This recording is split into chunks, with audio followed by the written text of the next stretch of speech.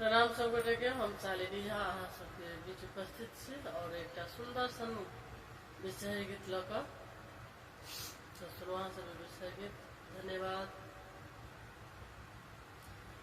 सुनियो हे विषा हरे हमारा पुकार, राम एलौं शरण में बिसहर, राखू बचाए।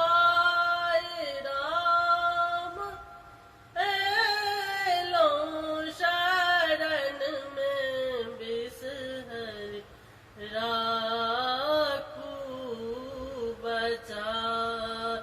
सुनियो हे विषा हरे हमारा पुकार, राम एलौं शरण में बिसहर, राखू न बचाए। राम एलौं शरण में बिसहर, राखू न बचाए।